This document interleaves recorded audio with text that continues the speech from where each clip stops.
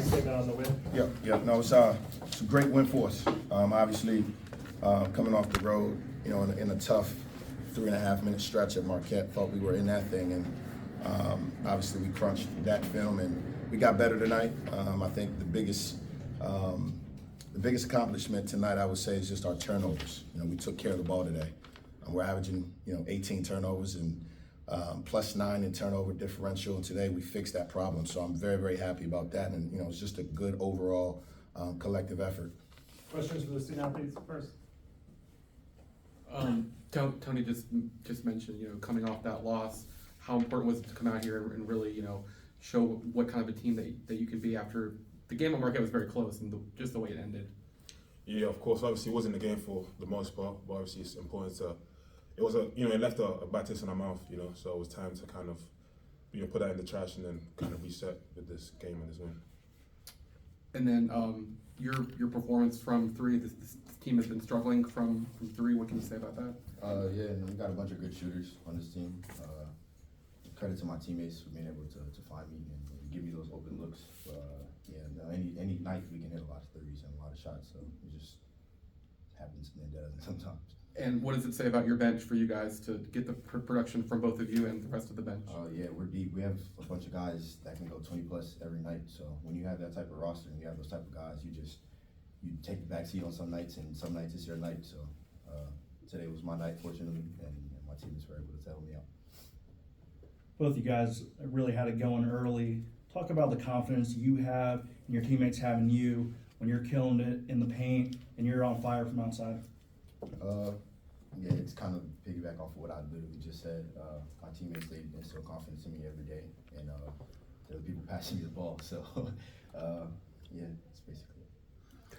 Defensively, for both of you guys, it seemed like it was working for you, whatever you guys were doing. Like, just how aggressive were you, and how did that set the tone for your offense later in the game?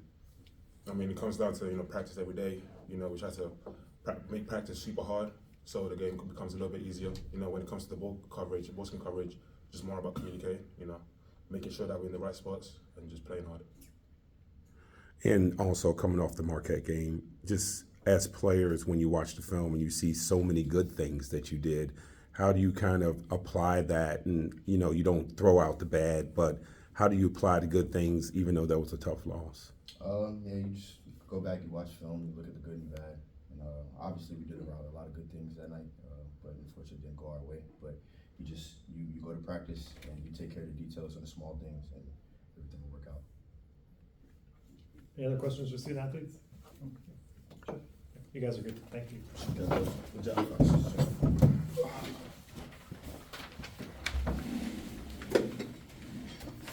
Any questions for Tony?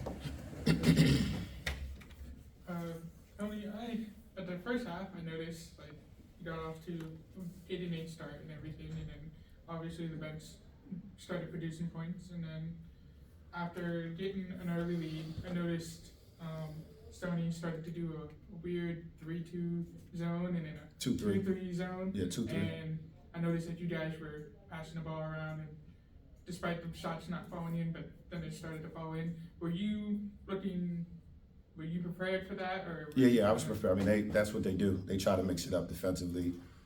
They 2-3 you, they 3-2, and we were prepared for it. I think after the first or second possession, we noticed it and just kind of got into our actions. And easiest way to bust the zone up is to make some shots, and we did that. And I thought we did a good job of understanding what the game plan was on both sides of the floor. But it's good to see the ball go in the hoop, man. 11 threes, I'll take that on any night. So the one thing that I noticed tonight versus the opening night was the ball was spread around a lot more. Was there an emphasis, and you could definitely tell that second pass, shooters were getting open, and was there an emphasis on that, or is it just the team gelling more together and finding each other? It's a combination of all of it. Again, in this crazy landscape that we're in, it's not going to be a lot of continuity with guys just knowing each other.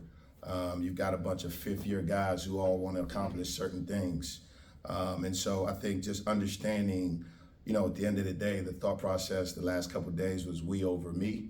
And, we've been turning the ball over so much, it's like we're not even giving ourselves the chance to get assisted baskets. Right. I thought Jared Billups, who's not a playmaker, I thought he did a really good job early on. He was open, he made the extra. And we just kind of saw that, felt that as a team, and just kind of stayed consistent with it. And we're finding ourselves. Any chance that we have to push the basketball and to get guys open threes, we're going to take it. Zach Anderson, there's a reason why he's here. He's a marksman, shot 46% at Florida Gulf Coast. It's taking him some time to kind of get himself going. I'm glad that we were able to do that today.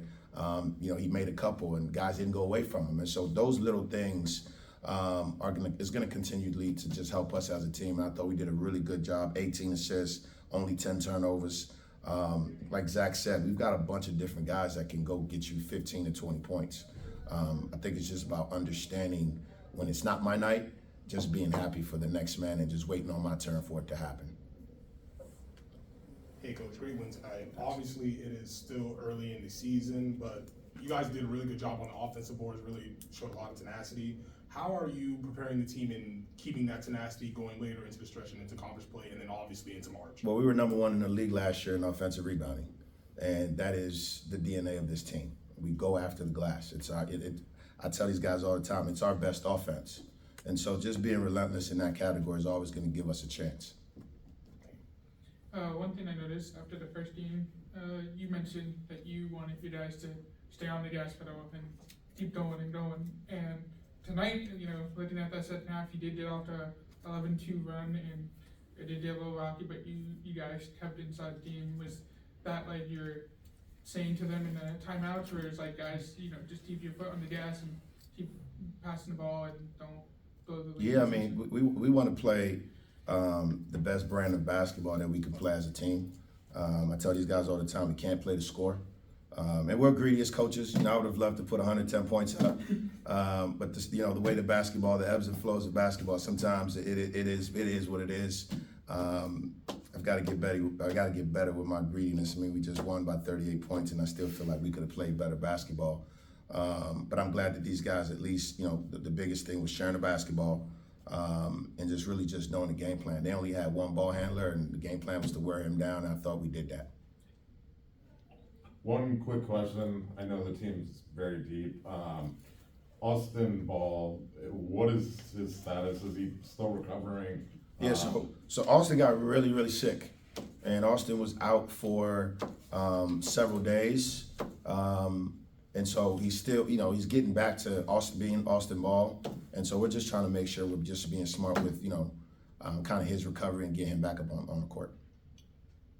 Coach, how long do you get to enjoy this one before you're on to the next? Yeah, I mean, it's a brutal week, man. It's a gauntlet of a week. We're playing in 44 hours, and so again, my biggest thing is, thank God no one got hurt. And so, obviously, I've had a chance to watch Central Michigan. They're at Marquette right now. And so, we've got to have short memory.